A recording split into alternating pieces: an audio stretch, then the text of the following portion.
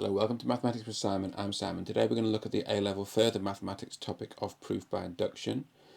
So how does proof by induction work? The way it works is this. You've got a rule which is true for all sorts of different values of m, and you prove the rule for n equals 1, and then you assume it's true for n equals k, and based on that you prove the result for n equals k plus 1. So the idea is, well, you know it's true for 1, and so we've shown that if it's true for 1 it's true for 2, because if it's true for k it's true for k plus 1. So if it's true for 1 it's true for 2, and then it's true for 2, so it's true for 2 it's true for 3, true for 3 it's true for 4, true for 4 it's true for 5. It just goes right up, so it proves it for all numbers. So it's very clever.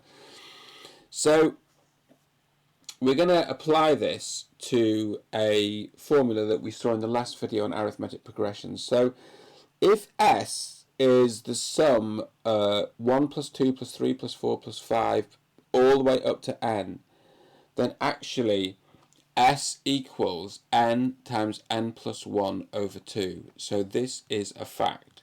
So there's one way of proving it, and the one way of proving it is to say S equals 1 plus 2 plus 3 up to plus n, and then you write it backwards. S equals n plus n minus 1 plus n minus 2 plus 1. Then you add those two together, so you get 2s, and then in each case you've got n plus 1, because n plus 1 is n plus 1, and then n minus 1 plus 2 is n plus 1, and n minus 2 plus 3 is n plus 1. Then right at the far end, 1 plus n is still n plus 1. So you've got n lots of n plus 1. So 2s equals n plus 1. So s equals n plus 1 over 2. That was the original way of proving it, but we're going to look at another way. So firstly, we're going to prove this by induction. So firstly, let's prove it for n equals 1. And what we want is for 1 to equal a half of n times n plus 1. So 1 equals a half times 1 times 2, which is true. So we can prove this rule here for n equals 1. Now let's assume it's true for n equals k. So s equals 1 plus 2 plus 3 plus k. That equals k plus 1 over 2. And then what we're going to do is we're going to add on k plus 1. So s equals all this 1 plus 2 plus 3 plus 4 plus k plus 1. And then when we expand that out, firstly we're going to do k times k plus 1 here is k squared plus k over 2.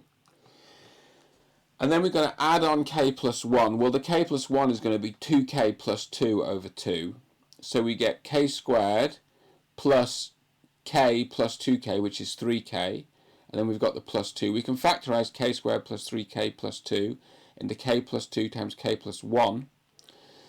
So it's k plus 2 times k plus 1 over 2, which is k plus 1 times k plus 1 over 2, which is the result. That shows the result is true, because we've got this formula, a half n plus 1, and instead of n we've got k plus 1 in there. So we've proved the result for n equals k plus 1, which means we've proved the result for all values. So it's a very clever little method, induction, and it's useful all the way through your mathematical career, through university and beyond.